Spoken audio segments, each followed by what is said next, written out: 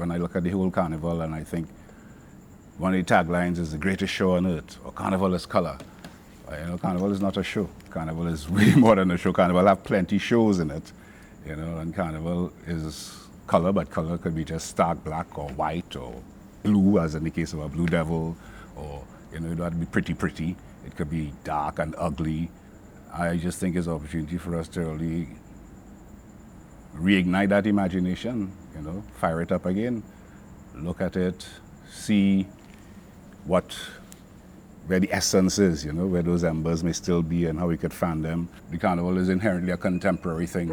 Even when the original traditional characters were emerging, they were contemporary, they were fresh in their day. And one of the things about the Carnival as well is that there's an incentive to imagine more. There's an incentive, so like if we look at the Sailor, the Sailor went from a parody of English or American sailors or whatsoever the case is, as they say. And we turned that into a whole form that spawned so many different iterations of sailors, but all of them was just imagination. The long nose, the swans down around the head, then you put a crown on top of that, and then you start to put a collar, and then before you know it, you start to decorate the collar. Before you know it, you have an aeroplane on top of your head, or a crab, or a cash register. And I remember Minshall always saying that, consider the time in which that mask was evolving. It was the same time that Salvador Dali was being credited as being this brilliant surrealist artist, putting a watch for a man head or whatever the case may be. But he says we were doing the same thing on the streets of Port of Spain at the same time, living art, And these regular fellas, they can't explain what they're doing except they get an idea to put a slice of watermelon for a head. Or if they decide to make a cash register, that cash register have to work, and it'll go open as they're going down the road. Or somebody I was talking to the other day, and they say they grew up seeing war mass, seeing that when the fellas from Despers come down to play mass in town, and if they're playing war mass, is man crawling on their belly, man with phone in the field with bush on their head, taking calls and running to find this general or the sarge. And it was a whole enactment, a whole portrayal, a whole giving yourself over to a performance and a playing of the mass. Midnight Robber is a cowboy, right? Carnival imagination.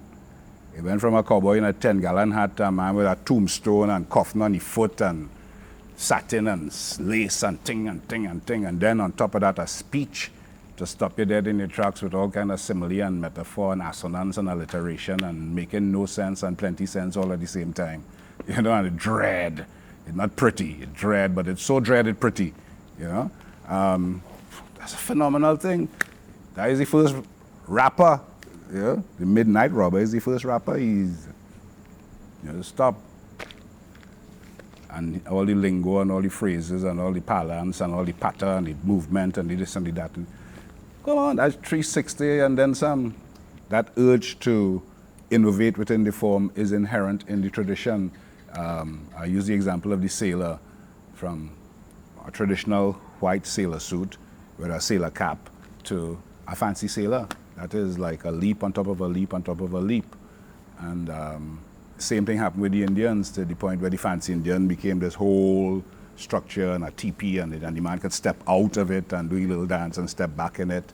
The legend would have it that, fellas have to break down the wall to get their mass out. So that whole idea of pushing things is a part of the tradition and innovating within a form. And then as I also accept that at certain points, something might fall off and die. It may no longer be viable. It used to have cow mass, but they stopped that because it used to burn up when all that crocus bag a man catch a fire and there they stopped that. It used to have people come in and sweep your yard for a penny and all that. People don't play that kind of mass no more. And I accept that. But what I am intrigued by is how could we ensure that spirit of play and inventiveness and imagination endures and is applied to the now. So we're not getting that surface treatment or just a cheap rip-off of or a version thereof.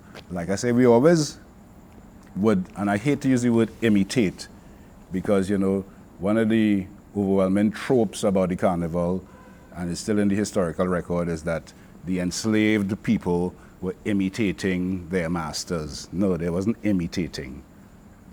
That's not no sincerest form of flattery either.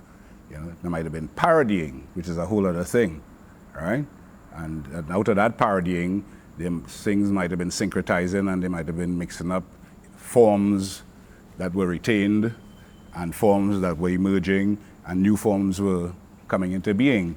But I wish to contest that notion that our ancestors were imitating their masters, and then after emancipation, we decide to come on the road. No such thing. We were involved from the get-go, but we were involved from a point of being oppressed and in service to their carnival. From the time we get a chance to make we carnival, it became a whole other thing. And that is the carnival that I choose to serve, as represented every year in the Juve. Juve is Cambule. Juve is our emancipation celebration.